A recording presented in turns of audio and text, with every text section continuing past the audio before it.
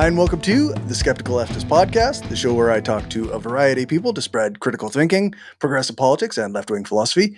And today I'm joined by Graham from the Everyday Anarchism podcast. Thanks for joining me. Hi, Corey. Thank you so much for having me. I gotta say, it's weird. It's weird to be on video. You know, I'm audio only.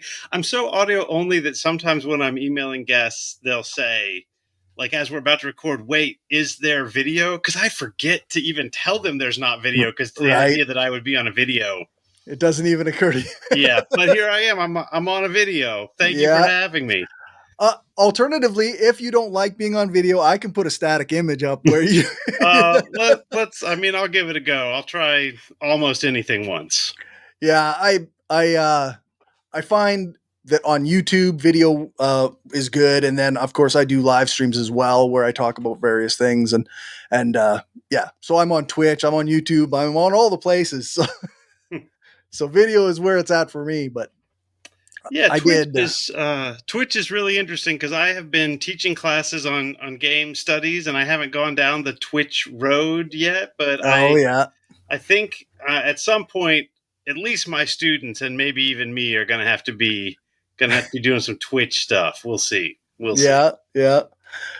Obviously, I don't play games. I'm not. My son plays games. I don't play games, but I'm on there because that's where a lot of people are for live streams. So now I'm going to push back on this and say I don't believe that you don't play games. Maybe you don't play video games. Oh no, I don't play video games. Yeah. But I mean, everybody. This is one of the things I discovered very quickly when I started teaching games. Everybody has at least played games. People say I don't play games, and I'm like, you've never played tic-tac-toe. I'm like, well, that's not what I meant. Well, anyways. Yeah, and actually, I guess in a sense, I don't play games, but I have played many games. Yeah. Yeah, my spare time is done podcasting these days. Yeah, so. Yeah, I hear that. But I guess a good place that's actually a good place to start is like, who are you and what do you do? Yes, I should have said who I was and what Everyday Anarchism was. So I'm a podcaster. I also teach at a university. I teach short courses, as I mentioned, in game studies and first year writing. And my intent was not really to meld these two things, but I've kind of had no choice. Well, not no choice, but to meld them, because as soon as I started talking to game studies people, they started being like, "Oh, you work on David Graeber? That's really interesting. What do you think about his essay on World of Warcraft?" So actually, games and anarchism come together. But what happened with my podcast was, I mean, maybe I've told the story before, but not too many times, not too fully. I was working at a job where we were teaching. I was teaching. It was all Zoom. It was during the pandemic, and the administration of where I was working just put together these incredibly harsh policies, which is to say, the policies weren't harsh at all. They were the normal policies at a pretty harsh school I was teaching at in terms of how much work the students had to do. Okay. And the school said, now we know things are different and it's all on Zoom and people have family members dying, but you need to teach the course exactly the same way if it weren't during the pandemic. And a few of us in these faculty meetings, I mean, we were pissed. That doesn't make much sense to me. Yeah. like we were like, you made us do training that told us that you can't teach a virtual class the same as a regular class, right? And they said, oh no, these aren't virtual classes. These are regular classes virtually on Zoom. And it was like, what do you think virtual means here? So then, and they had us recording all of the videos. And I told my students that I was going to soften the load, that the administration said I wasn't allowed to, but I was going to do it. And don't ask me how it got to the administration. I mean, I can tell you how. It wasn't one of the students. It's a long story. The administration watched that and they flipped out about my, I guess, insubordination. It didn't occur to me that I was committing a super radical act. It was, sorry, go ahead. No, I was just thinking, like, of course they because they have authority and they told you a rule, they're gonna flip out. Yeah, and it really seems. I mean, look, they wrote a long document about what a horrible teacher I was. That was Oh, mostly geez. lies. Yeah, so that was a really unfortunate year. I mean, it sucked. No I kidding. send the document to people because they just find it so funny because it's Yeah. it's it's filled with lies. And they actually told me, like, they're like, we promise we won't share this with anyone. And I said, wait, I can share it with people, right? And they said, well, sure you can, but I mean, you don't want to share it with people, right? It would look really bad for you.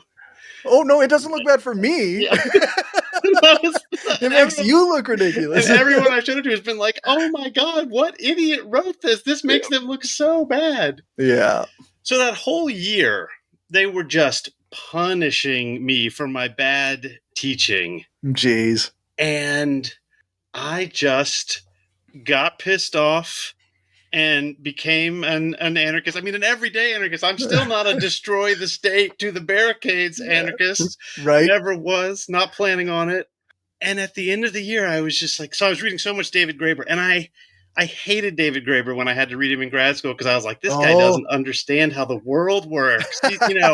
We need tough policies that really get it right and punish wrongdoers. And everything I read by Graeber and then Kropotkin in this year made so much sense. And Yeah. at the end of the year, my bosses were like, well, Graham, you've still got some work to do, and we've noticed that your grading policies aren't rigorous enough. So we're going to make you be more rigorous next year. But otherwise, you did a great job, and we're excited to see you back here next year. And I was like, yeah, no. So I quit my job. And at the time, we were spending who knows how many thousands of dollars a month on daycare. So I was able to make the money work. I mean, my job paid for more than daycare, but not that much more than daycare. Right. And started this podcast, and with the dream, hope, goal of someday making enough money to somewhat make a living as a podcaster. That dream has not come true, and I'm back teaching at a much better institution, still making the podcast. And from time to time, I try and stop making the podcast, but I just love doing it too much. I love doing it too much. Yeah, I've been podcasting essentially since late 2013. Not this show the whole time, but but in one form or another.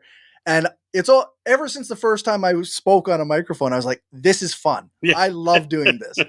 And if I could make a living doing this, then I would be a happy person. 13 years later, I'm still working at the same exact job that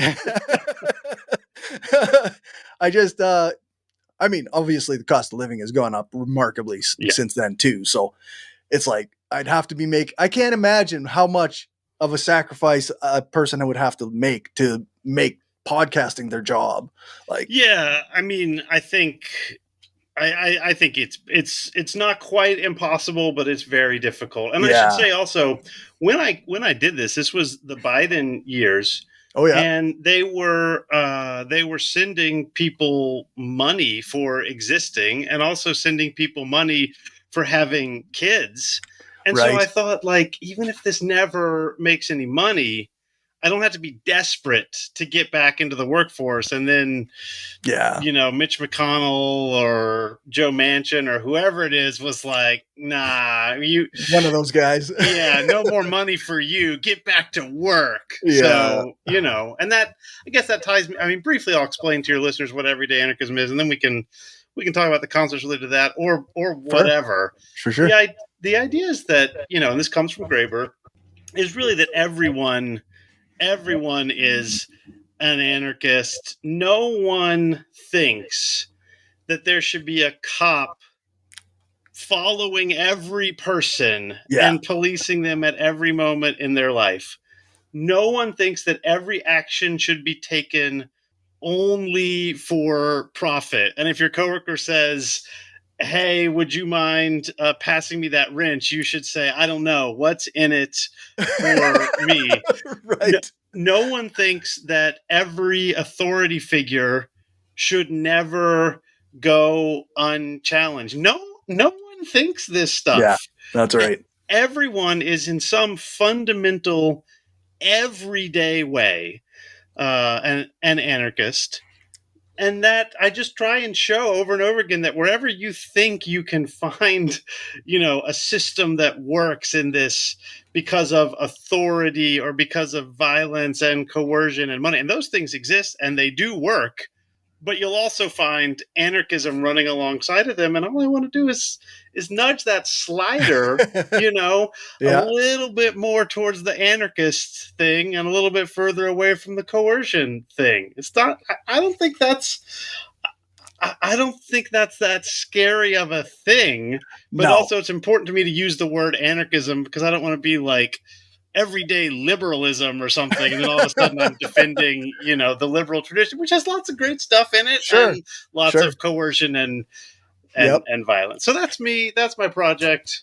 I don't know. Yeah. There you go. Yeah. When I first started listening to your podcast, I had just actually, it was right after I did an interview with Scott J. Branson, who wrote the book Everyday Anarchism. And I was like, are these connected in some way? Yeah, I think Scott's book might be practical Oh, anarchism, yes, that's but right. Yeah. yes, yeah, no. And I had Scott on the podcast, and yeah, it was really fun. Although I will say, as practical as Scott's ideas are, Scott's writing was hard for me. Like that Oh, is is that right? yeah, I thought so. I was like, damn, this is a brilliant book, and this person knows more philosophy than I know. So Wow. Yeah. No, I thought the book itself like flowed pretty well, but yeah, we read it for our local reading group. Me and the other member of the reading group at the time. We read it, and yeah, I really enjoyed it, and then I interviewed Scott and really thought they had really great ideas. But I've been calling myself an anarchist again, like since shortly after Occupy. mhm.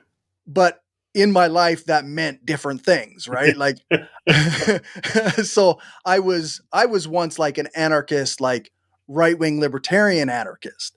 And then I was like a every man for himself anarchist and stuff like that until now I identify as like a Kropotkinite or an Yeah, anarcho-communist or whatever you might call it.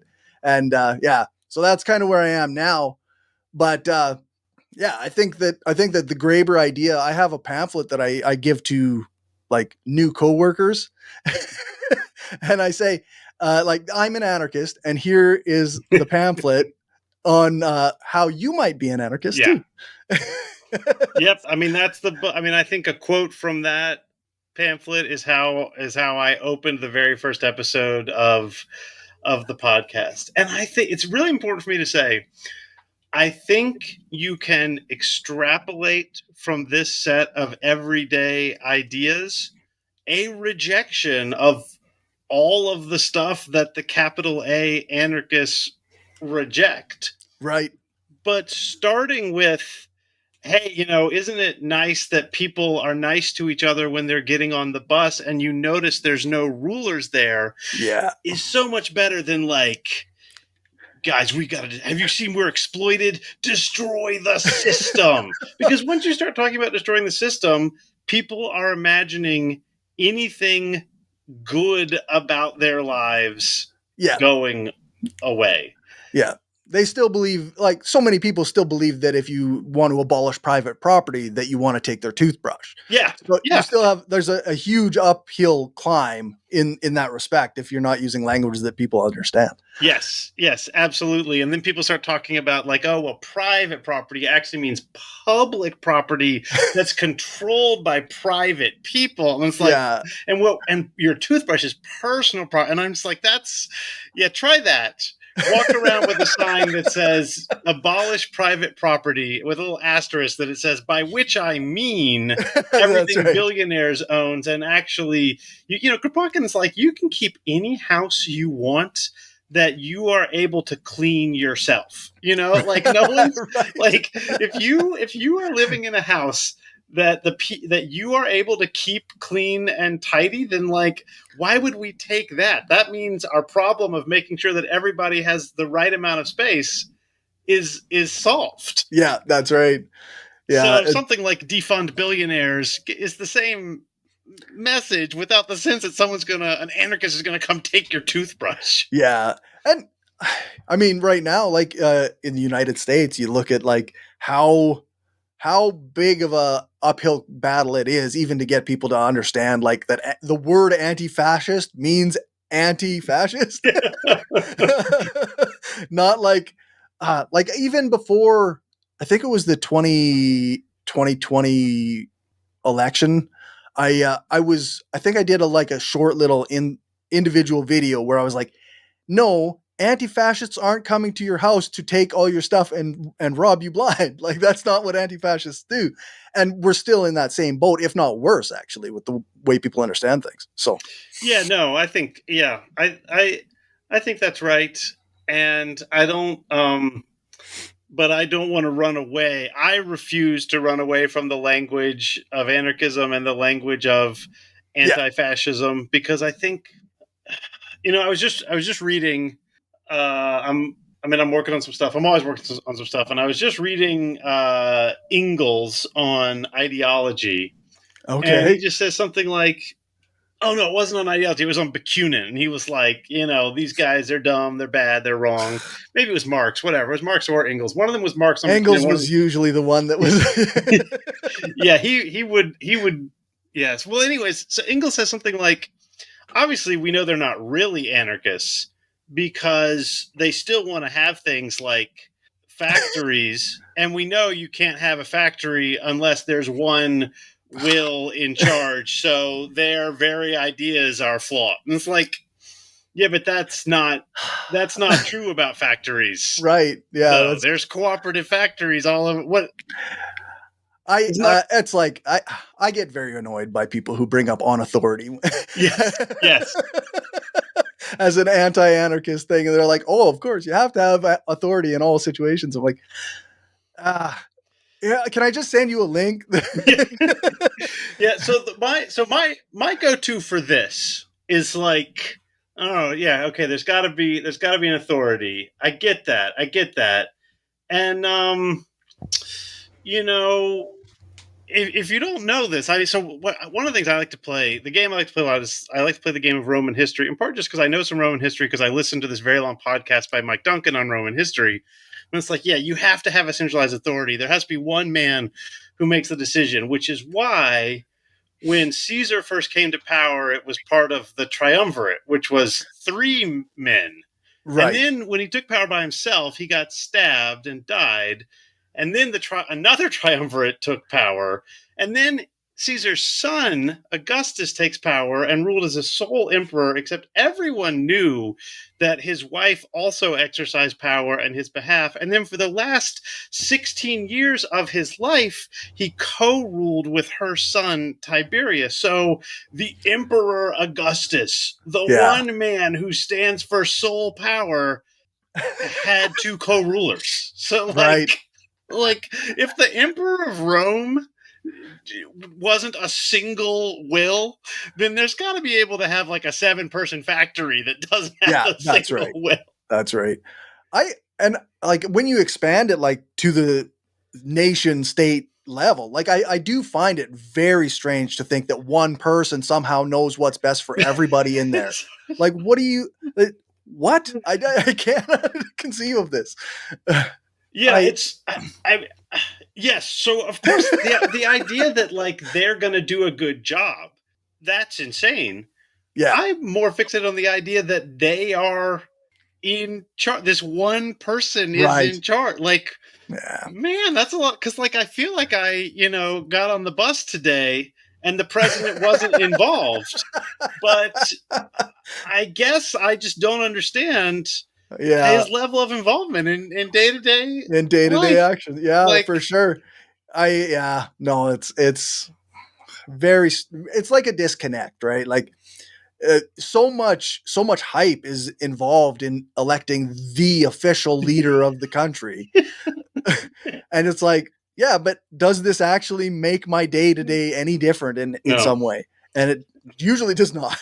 Yeah. yeah, yeah. I mean, another again to stick with the reason. So again, I like the Roman stuff because it's the fascists just Oh, love I the know. Yeah, Romans. that's right. They just love the Romans. And we're like, we need to go back to ancient Rome. And, and I don't want to say things were good in Roman times. I mean, one of the reasons why things worked pretty well in Roman times without bureaucracy is they had slavery. And if you want to make a Right. slave do something, you don't need to fill There's out yeah, forms or do yeah, any paperwork. So it's not good. It's not good that they had slavery, obviously, but they just the early Roman Empire didn't really have a lot of paperwork yeah, or bureaucracy, and the tax collector came.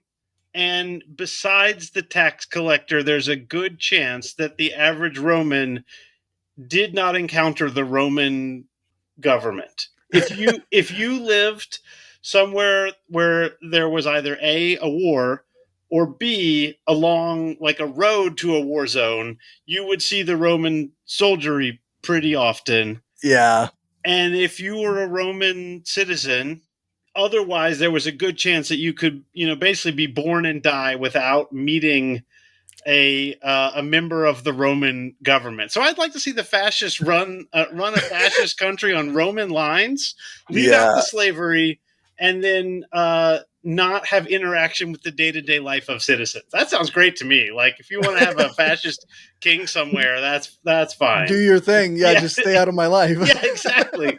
And that's the image of Roman government as I understand it. So this idea that like, we need to be like the Romans where one man is in charge, it's like, yeah, Yeah, that's way off. That's way off. yeah. I mean, it's a bit of a. So I kind of in many ways am like a smash the state anarchist, but also like I'm also like a pragmatist like the world is what it is, and we're not smashing the state tomorrow, right? Yeah. so so what I'd like, I do think that there's like, a progression of ideas that we can build on.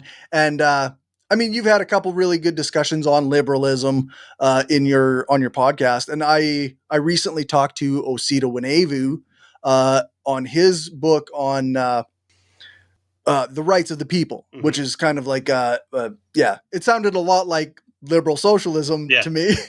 And I've talked to Matt McManus, of course, on his book on liberal socialism, and like I think that there is sort of like this is a step towards Mm-hmm. the correct direction that I would like us to go into. Yeah, I mean that's definitely how I feel. And I mean my take in terms of why there's no reason to smash the state. So I'm a huge fan of this guy Luke Kemp, who I've had on the podcast a few times, and his new book just came out, Goliath's Curse. I don't know when this is airing, but the book came out 2 days ago as we are recording. Okay. And one of the things that Luke says is like through the efforts really of liberals, but also of anarchists and socialists, there are states now that do all sorts of good things. Like the Roman government didn't Right. interact with its people for the most part. I mean, it enslaved neighboring peoples, but it didn't interact with its own people for the most part. And that meant it wasn't oppressing them. It also meant that it wasn't providing water necessarily, depending on Right. if you weren't in one of the big cities with the aqueduct, it was like you were on your own for water. So now there are in the West, at the expense of the rest of the world, Yeah. there are good states that do good things for their people, not for the world, but for the people For within their those people. states. Yeah. And Yeah. if you suggest smashing, the government, and you're in the UK and people really like Oh yeah. NHS, Yeah.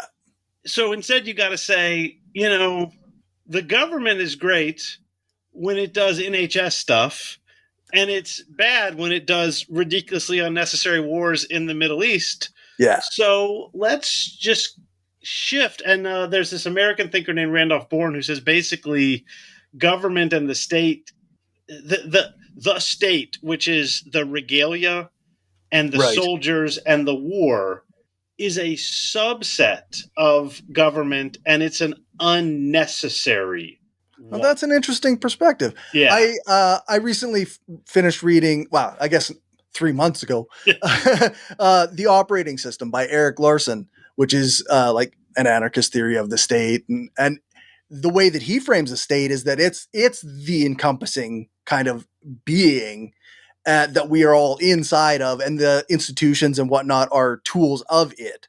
And so like the military and stuff would be kind of within the state. So it's kind of almost a different perspective of it. Yeah, I think, and Bourne says, and this is a really complicated topic that I probably can't speak that well about off the top of my head. Fair. Is this question of just like, what are we inside? I am inclined to say, and this is a controversial claim, I understand, that we're not inside anything. That this idea that we've drawn this line, and that line, encircles this thing called the United States of America or Canada or New Zealand or whatever.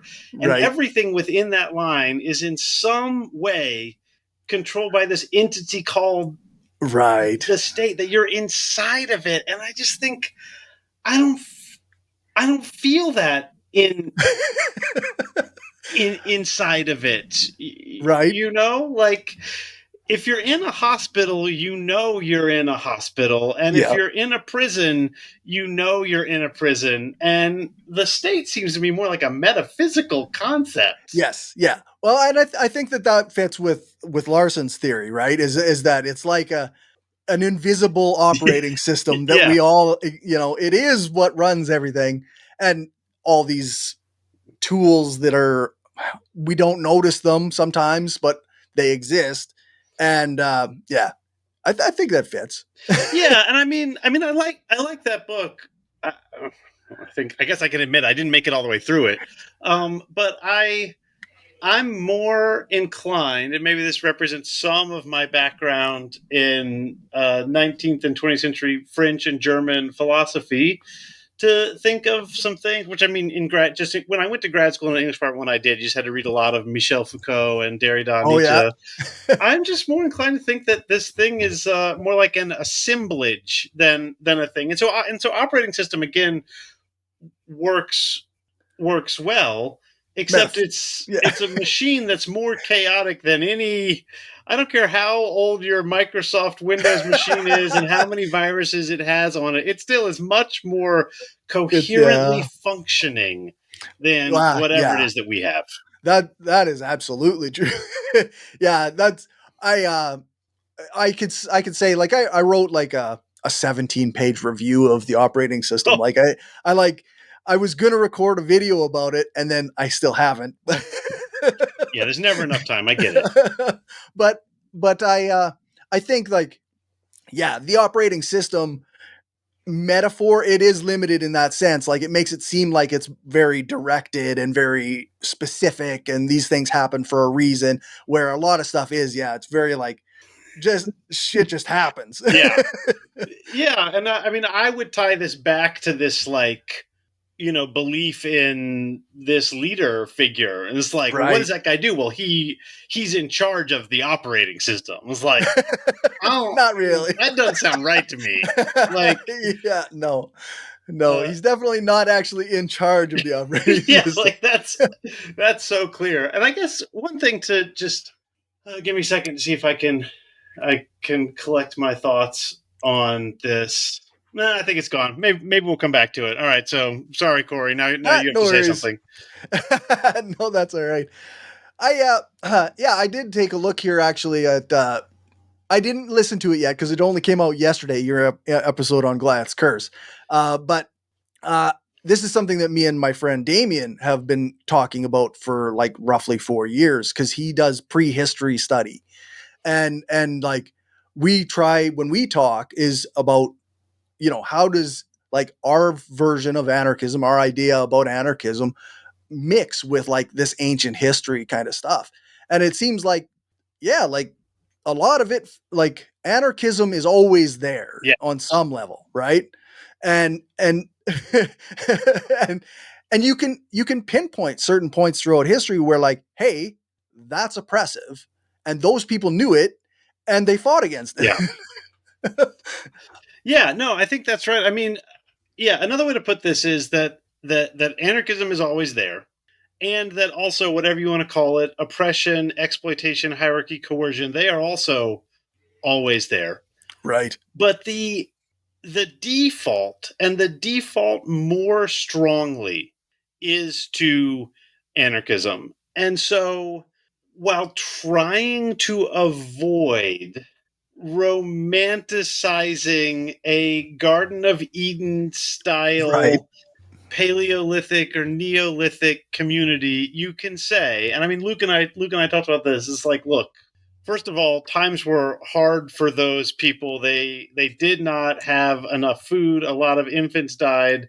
They Yep. didn't have antibiotics, but odds were good that there was no one in their life who had the power to order them around. And my Right. students, when I talk about this to my students, they really cannot believe this because they believe a myth. I mean, it's an old myth, but Freud expresses it really well, that the family begins basically when humanity switches from like a harem style to where like there's this one alpha male with a bunch of women, I guess, as sex slaves, to like each man captures, or male I said, because this is supposedly like even before they're humans, each male captures his own woman, and that's where the family begins, is with the Yeah. enslavement of woman. And I guess it's possible for a species to have developed that way, but as near as we can tell,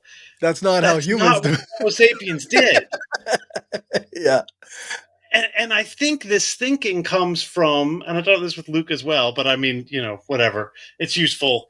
What I would call like shallow history is like we had a nuclear patriarchal family in Europe in the 19th century. There wasn't that in the Yeah. 11th century in Europe. But there's this sense of like, well, that's what it was 150 years ago. And now we have feminism and things have been getting better and, less patriarchal. And we know we're moving forward into progress. So let's just extrapolate the bad parts of the family of the 1950s and just assume that they just got worse and worse and worse and worse and worse as far Right. back as you go. And that's how you end up uh, with Freud or my students or whoever explaining that 300,000 years ago was exactly like the 1950s except way worse. And it's like that. Yeah. No, yeah, it's not really how it worked. I mean, I guess on some level there was like once you got like grain and agriculture and stuff, and like there was like the idea of private property and transfer of ownership.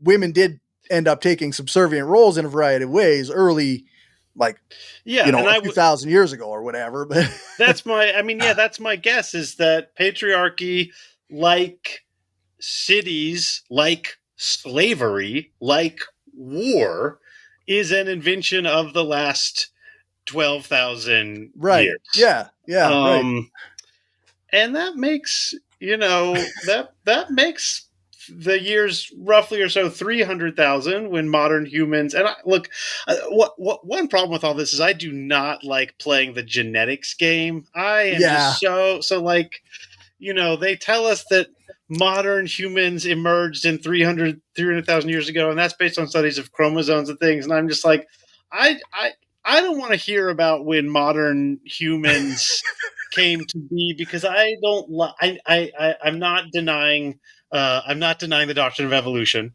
but right. I'm just like, we don't need to get fine grained detail on this sort of thing, because once you start doing research on people's genetics and determining that some people fit into humanity more than others, maybe it seems safe to do it with 300,000-year-old things, but I know that stuff always tends to get misused by a certain group of people, right? it's yeah. I mean, let's say at the very least, when you start saying Homo Yeah, sapiens has this characteristics and these other subhumans have these characteristics, the Nazis start taking that they list love that that. you Yeah, made as like a paleontologist or whatever of non-human characteristics and start finding it in people in the current world. And so that stuff yeah, yeah. always Well, makes me nervous. yeah, for sure. No, I can understand that. they do tend to like take like I don't know, some of the most absurd things and claim that like these are a different group of non-human beings, and you go like, okay, but that's like just nonsense. Like you're Yeah. just making shit up. But Yeah. No, that's true. I mean, and I'm not trying to forbid the scientists to do their work. But I just don't like I do not like dividing yeah, people into groups of, Homo sapiens and Homo sapiens sapiens. And I know this is done for purely scientific reasons, but it just always seems to escape yeah, into our present day and start justifying things. yeah. It's almost like like with the way that the internet is and the way that misinformation spreads too. Like it's so person has to be pretty careful about even the things that they say. Yeah.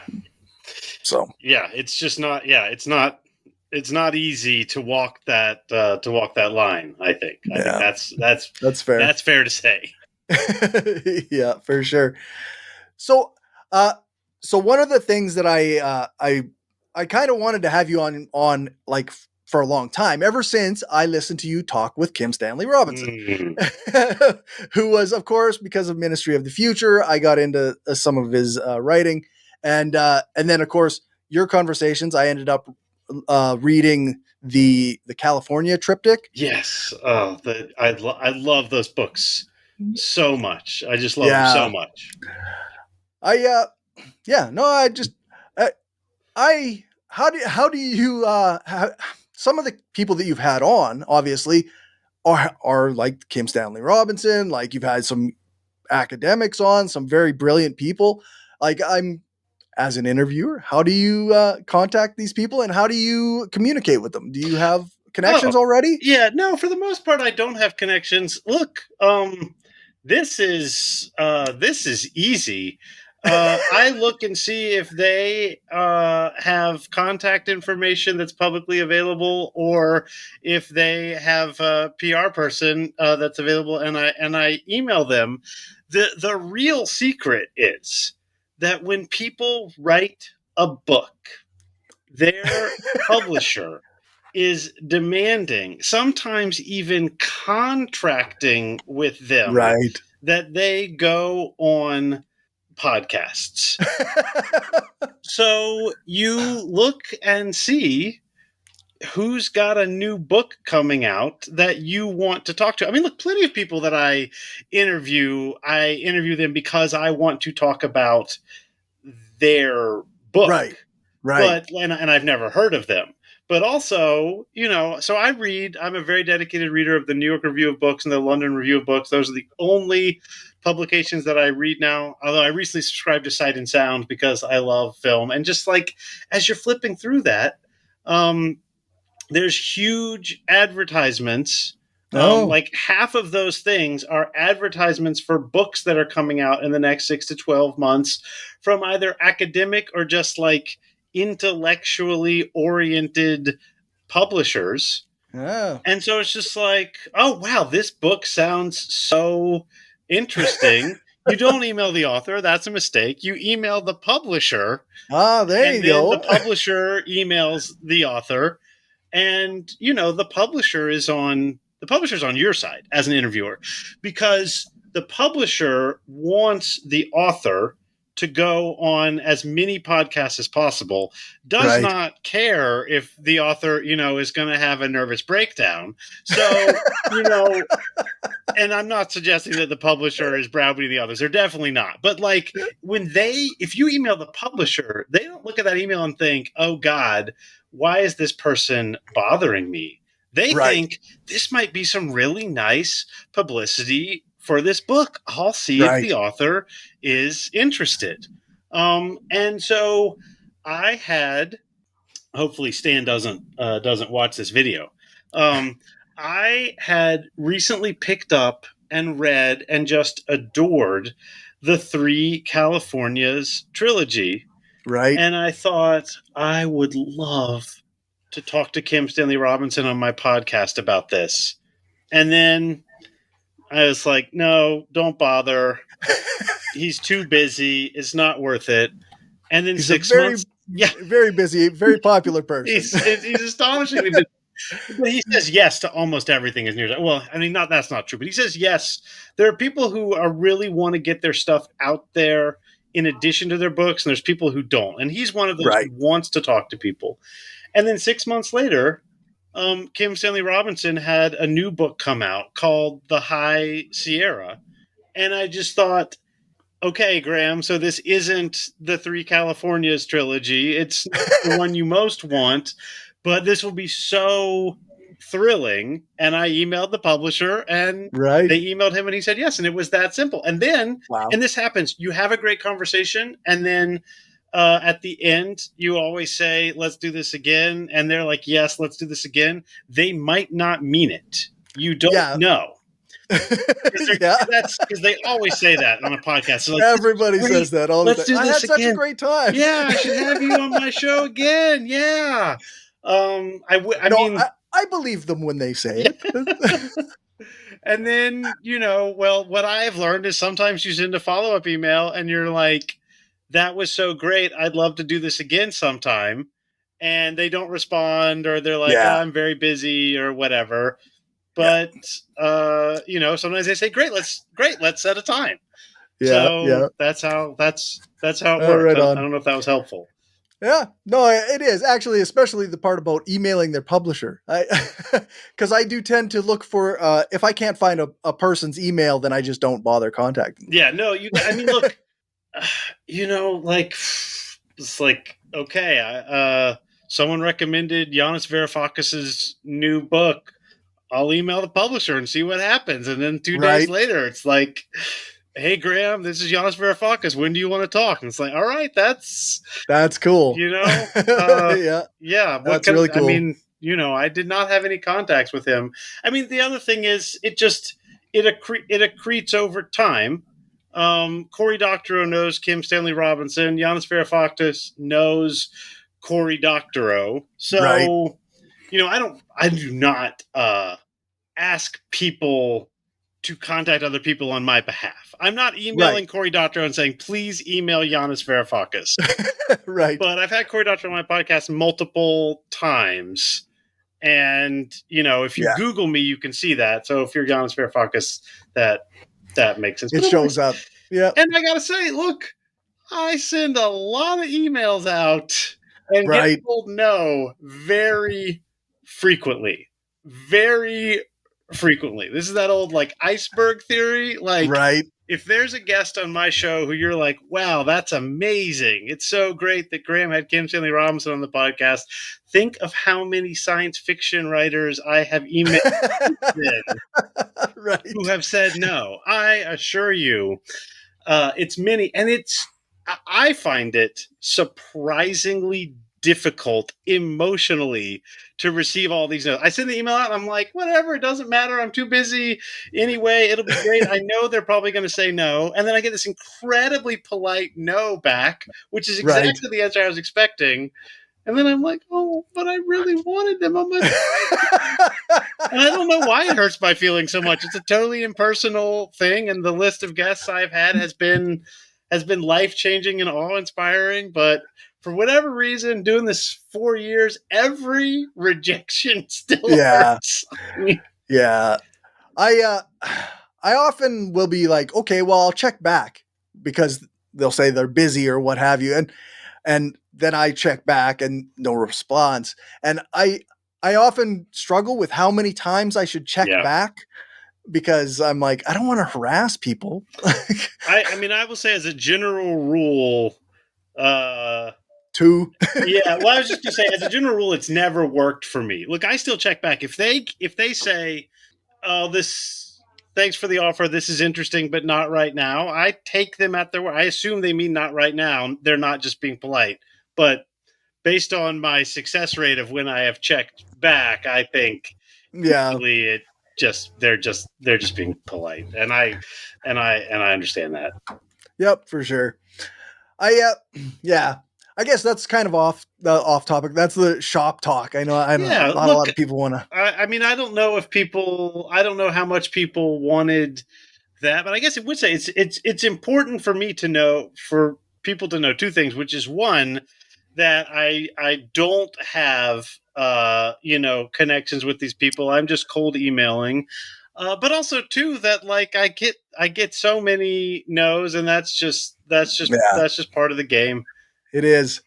I Yeah, I do multiple versions of this show in case I get enough no's that I don't have like any new content for the next week or whatever. So then I on every second Tuesday we live stream current events and news and kind of try to do a bit of an analysis through an anarchist slash communist kind of perspective, right? And then on Sunday, if I don't have an interview coming out, then that comes out as the episode. But and hopefully eventually I'll do some of these like solo recordings that I've written a lot for. And This is hard. yeah, Editing those takes the most time. Editing a yeah. solo one is hard. I'm always amazed by the people who can do like those video essays. Like the amount of work that must like that takes, like even just writing, like I say, like writing like half an hour's worth of a script to me is like weeks and weeks and weeks of work. So Yeah, I made one video essay as a test, and it was like this thing at UNC where I work. They were like, "Hey, who wants to learn how to make a video essay? We got some money from Adobe, so we're going to set up some classes." And so I spent like a semester on this wow. video essay with trained help. And when I was done, I was like, no one can ever see this. So I am not a video essayist. It turns out it's so hard. It's Yeah. so hard. Um, or I just am really bad at it. Yeah. I know it seems very hard to me. Like I have done like me and my buddy we did book reviews for like 3 years or whatever would be one of the alternative weeks of the show. And he read the book and I would do the editing and we would do it on a conversational type thing. Yeah. And then I would try to do the odd B-roll thing and try and put in cool images and whatnot. And it took like so much more work than just like having the conversation available for people to Yeah. listen to. Yeah, and my goal all along has been to not to try and compete. I'm not competing with Right. anything. I don't think like you get, like my podcast hosting software and the streaming and the recording software I use, the online one, they both send me emails all the time. I need to unsubscribe to them, but I haven't got around to this. Like, here's how you'll Yeah. get your listeners to stay. Here's how you can pep up your intros. It's just like, here's our AI tool to make promos that you can spray all over the internet. And I'm like, look, guys, I know I'm not making a living off this. I'm trying to find interesting people to talk to and have an interesting conversation with. Yeah. I hope that there's people out there that want to listen, but frankly, it would concern me if millions of people wanted to listen to my podcast. Like that would be weird. So I'm trying to make the podcast that I think, some people would get something out of. I'm not trying to make the podcast I think people are going to feel compelled to listen to because they just love it so Yeah. much. That's Yeah. I'm not trying to do that.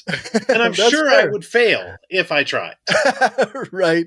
No, that's fair. I do that. Like I'd make shorts. So there's a short every day for 7 days a Yeah. week. And I do all that stuff. And I don't know if it makes a difference anyway.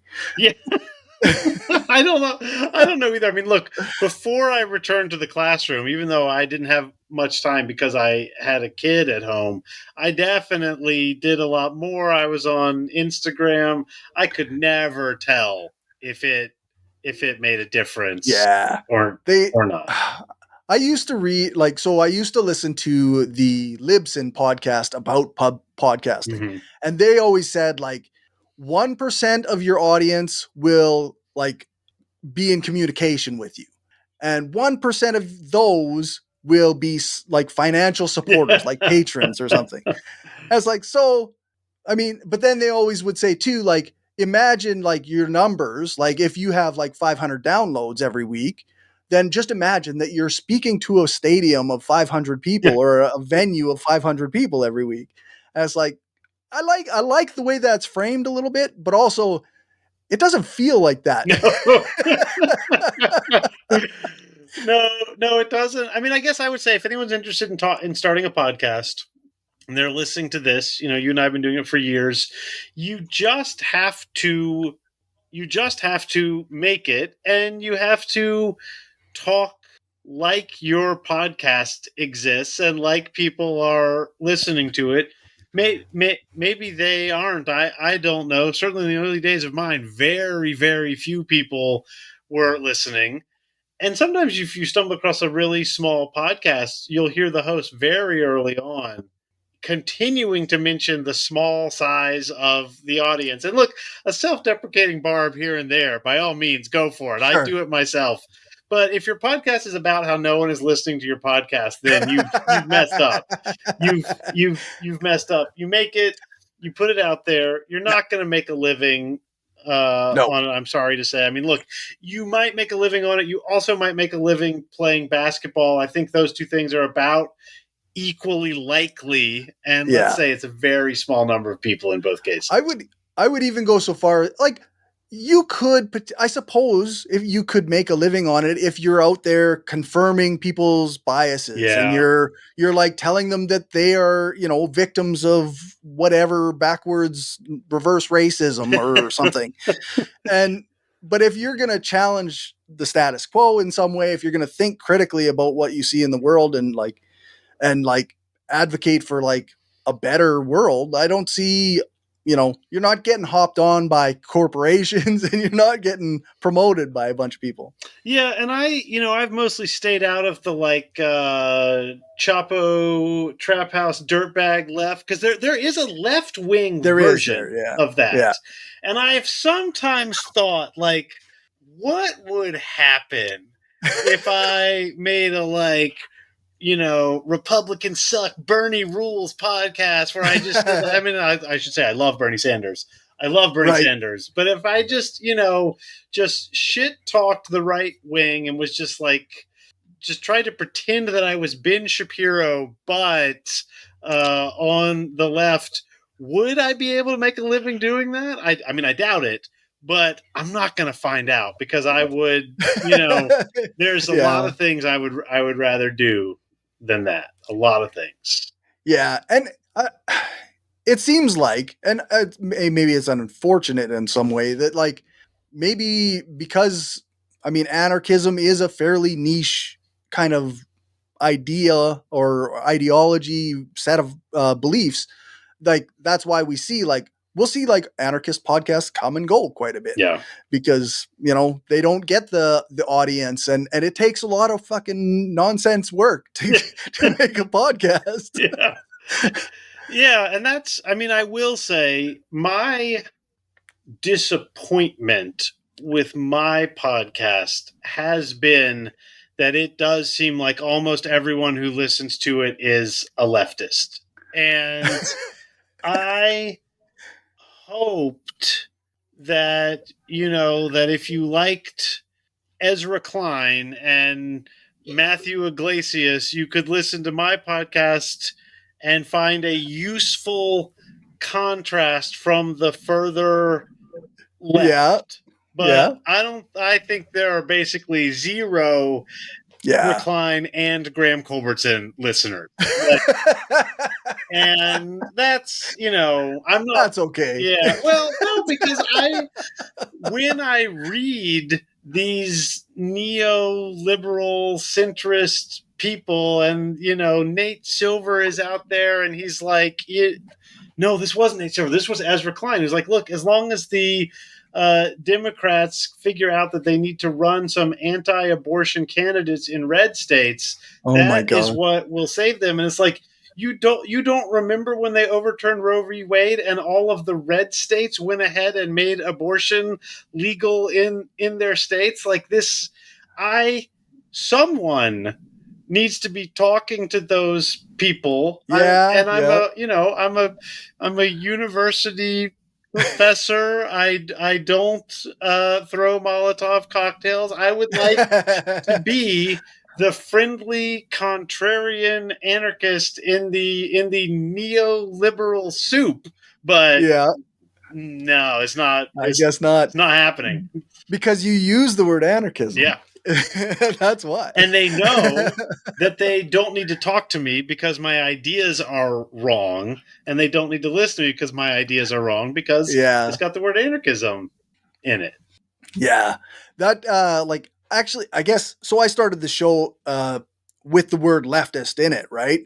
Because at the time there was like I don't know, I felt like I was of the left and like I identified as an anarchist, but like I was not like a staunch like sectarian, Yeah. right? Like I'm not like I hate you and I hate you and I hate you and I only like these anarchist guys over here.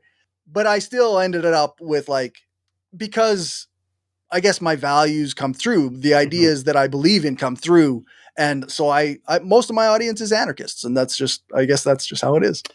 Yeah, yeah, and I mean, I will say, to go back a bit from the sort of shop talk conversation and to some of the ideas that animated my podcast, for so long I refused to identify on the left. I mean, part of it is just like my ideas changed, and I don't think Obama's ideas were so good anymore.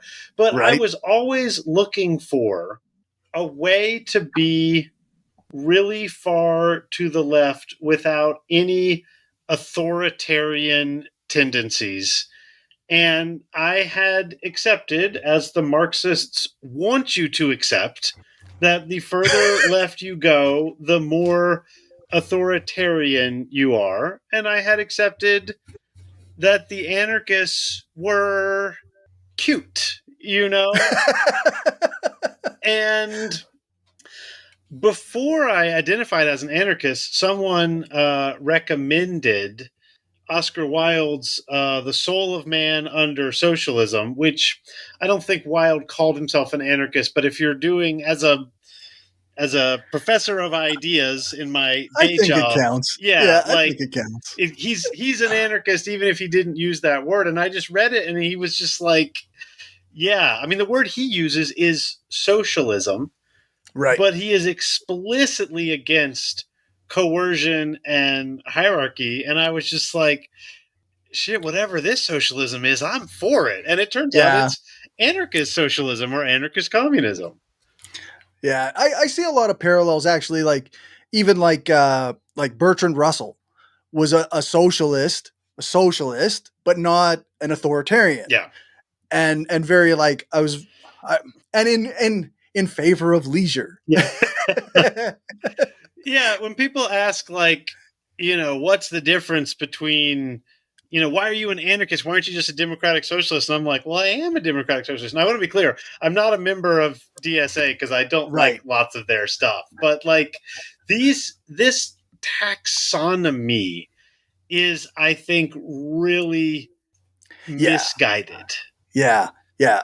Well, and that, like I said, like I mentioned earlier, Matt McManus and Osito Winevu, like these are people who I have so much in common with in the way I view the world and the way they view the world. And like we both want to increase democracy, we both want to like increase freedom for people and eliminate, the hardships that people are facing every day. And I just like, how am I going to be, hating on them because they call themselves a progressive or whatever instead of like an anarchist. Yeah, yeah, no, I think that's right. Um, I I think that it's tricky because there's some terms that, depending on how you feel about them, you are not going to let someone define in their own way. And I know plenty of anarchists who are like that for like liberals. Like, a Right. liberal is bad, and if I say, like, well, I mean, the basic ideas of liberalism are compatible with anarchism, and then liberalism thinks you can create various systems, including capitalism and state hierarchy, to embody these Right. ideas. Well, that's bad, but you can be a liberal without accepting Yeah. those other aspects of liberalism. But I know that there's people who I'm not going to reach, and they're just like, well, if someone is a Yeah. liberal, I'm against them because, you know, whatever. Because Margaret Thatcher was a liberal, and then you're like, well, yeah, but something different in Yeah. UK, Yep. and so it's important to accept that there's some terms that with some people you're not going to be able to redefine. Those terms are stuck with Yeah. them. But it's also important, I think, to try and redefine terms. I mean, I had a conversation once where it was with a few academics, and one of them like mentioned democracy, and another one was just like, I'm an anarchist. You've lost me with democracy. I cannot accept anything where people are not just like actively doing it themselves and there's any sort of representation. And I try to be like, well, yeah, Well, but we can have like, but what do you think democracy yes, means? exactly. But that guy just wasn't having it, and like, Okay. these things, this is hard. I mean, this question of there's this boogeyman who haunts the 20th century on the left, which is anti-communism, and you're not supposed to Right. be anti-communist, but of course I mean, like, and so Geertz, the anthropologist, comes up with this phrase. He says, I'm not a communist, but I'm anti-communist," by which he means I'm anti-McCarthy, I'm anti the House Right. Un-American Activities Committee, I'm anti-destroying the country of Vietnam in the name of anti-communism. And I agree with Geertz that I'm anti-communist, Yeah. but I'm also anti-communist, by which I mean Stalin was bad, and Stalin was in fact bad. Yeah. and what some of the American anti-communists mean in the 1950s is that Stalin is bad, and what Yeah. others of them mean is we should arrest anyone who owns a copy of Das Kapital. And Right. so I am an anti-communist, and I am not an anti-communist. I'm definitely anti-communism, except for when I am an active anti-communist. And if you're going to try and put this in a slogan, on an Instagram post, in a TikTok, it's not going to work. Now, is there anyone who has made it, 70 minutes through to this? I don't know. It's a real thing. People stop listening.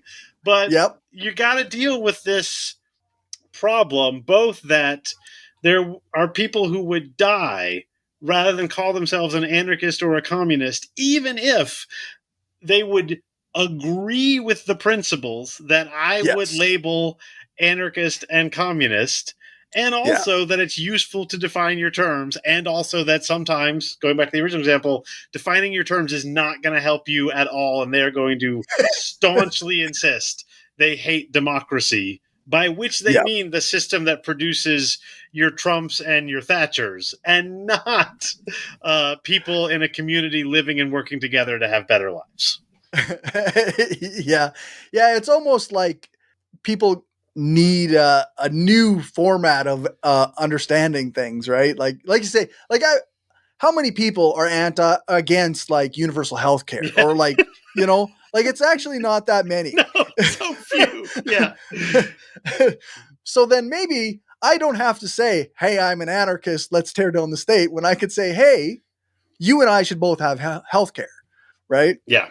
Yeah, and let's get together and go to a demonstration for healthcare, and we can vote for that, and you can try and donate first aid kits to local institutions, and that's kind of Yep. like a direct democracy, a representative democracy, and a direct action thing and like you can do all three. It's allowed. The only Yeah, thing that that's keeps right. people from thinking it's allowed is they think someone's going to jump out and be like, "You said you were an anarchist, but you voted," and it's like, well, yeah. Yeah. I mean, last time I checked, when I voted, I didn't say like, and like, I vote for this person, parentheses, and I approve of this system and really want it to continue, close parentheses. That wasn't part of the vote. Though admittedly, many people read that I into it, agree. right? I agree they Yeah. do. And I get what they're coming from, but I'm not gonna, like, I spend no time personally worrying that I'm lending legitimacy to the system. I care about whether things are getting better in the direction that I want them to go. And Yeah. the Yeah. system's pretty illegitimate, but it also Yep. exists. So, Yeah, that's right.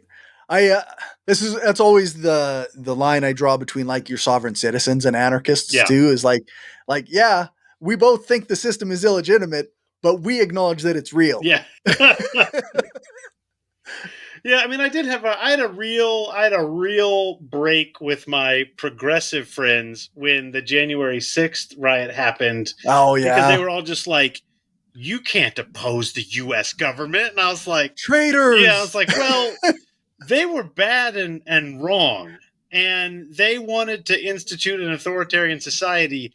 That's what was bad about them, the wanting That's to right. institute an authoritarian society." Yeah, Um, it's the dictator part that's bad, yeah, not not the the protesting, yeah. not showing up at the seats of power and yelling at them and saying you don't accept them. The leftists are the ones who have traditionally defended that. So, That's right. and then obviously, murdering a few police officers was also bad and didn't help anything. Like, it Yeah. wasn't like it was if those had been leftists, I would have been Oh, they very, very critical of them as well, but for very for different different reasons. reasons. Yeah, for sure. For having a Yeah. really shitty protest and sucking and having no plan and being violent for no reason, and wanting to Yeah. install a leftist dictator. I guess in this scenario, they're leftist dictatorial.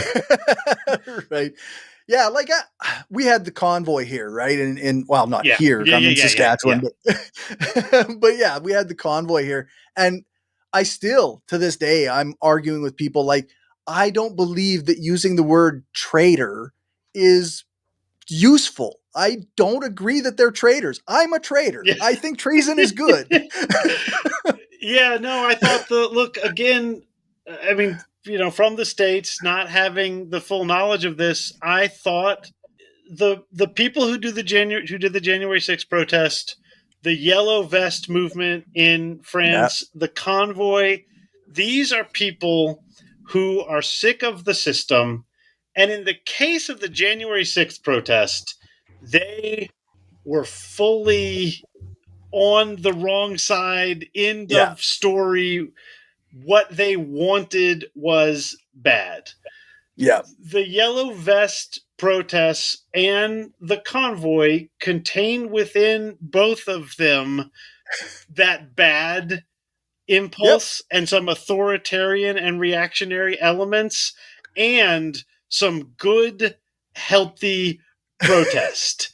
And the Yeah. fact that I was unable to find anyone on the left who suggested that, I mean, look, the Marxists trotted out the old thing that if you own your own truck, you're a member of the Right. bourgeoisie and Yeah. therefore a member of the owning class. And it's like, so a guy who owns his truck and is barely making a living Right. driving and is worrying that these policy changes are actually going to starve him and his family, you're going to put him in the same class as Jeff Bezos because he's Yeah. an owner. Because Marx and Engels say that the small bourgeoisie are still the bourgeoisie. I don't even think they're right about that. Like, I don't even think they're right that Marx would have said that that guy is an owner. Like, I think that like it's clear to me, and I know that even during the 19th century there was the divide between the farmers and the industrial workers, and to me, yes, I get that farmers own land and many workers don't, and they have equipment and whatever. But to me, like if you're living at the behest of somebody who's dictating to Yeah. you the prices that you can get for your grain or your livestock or what have you, then you're not in charge of your own means of production, right? Yeah, absolutely. And Cory Doctorow has written just brilliantly about how, the people who own the Amazon vans are not Amazon, Right. but they are controlled by Amazon, but they're technically their own bosses, which is just a way for Amazon to get away from providing them healthcare and retirement benefits. So this category of the owner, Yeah. if it did ever make sense in the 19th century, and the one who really went after the kulaks is Stalin. Like Stalin's the one Yeah, who really that's right. accepted this distinction of ownership.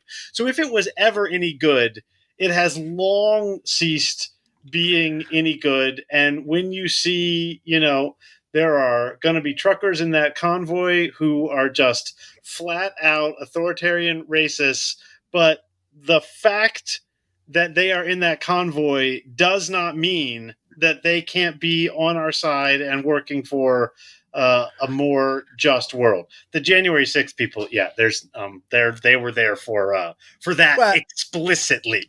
yeah, and fair enough. I mean, some of the convoyers were not; they were there too, right? Yes. Like, Yes, absolutely. Like I don't want to suggest, and I have seen the coverage I've seen of the Yellow Vest movement has been pretty incoherent, but as near as I can tell, it's another mix of yeah, people, but it's very convenient for the sort of progressive, liberal, moderate class to just be like, these people are racists, and that's right. why they think that their taxes shouldn't go up while rich people's taxes go down. And some of them are couching that in anti-immigrant and anti-Semitic terms, and some of them are just people who are worried that the bankers are going to get more and they are Yeah, going to get less. And if we yeah, can't find common cause with those people, we are not going to build much of a movement. yeah. That's right. I guess though I've kept you for over an hour here already, so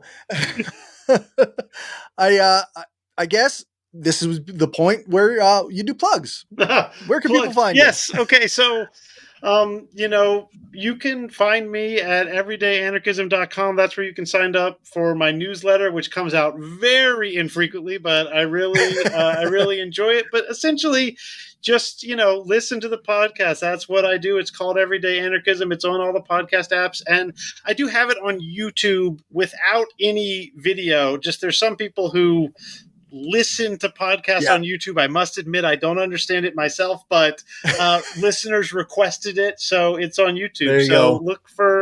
look for me, and it will make me very happy if you sign up for the newsletter, because it makes me feel that when I write something, someone's going to read it. But yeah, check out Everyday Anarchism, Yeah. and And when you get the newsletter, make sure you click it open. yes, Click it open. yes, it doesn't work as well if you don't open it. It's true. Yeah, it's much nicer to see that your open rate is like pretty good. Yeah, for well, sure. Man. All right, well, Cory, I've really enjoyed this. You got any last thing that you need me to throw at you? No, I think we covered a pretty good broad Yeah. swath of topics. So. I think so too. All right, I really appreciate it. Thank you.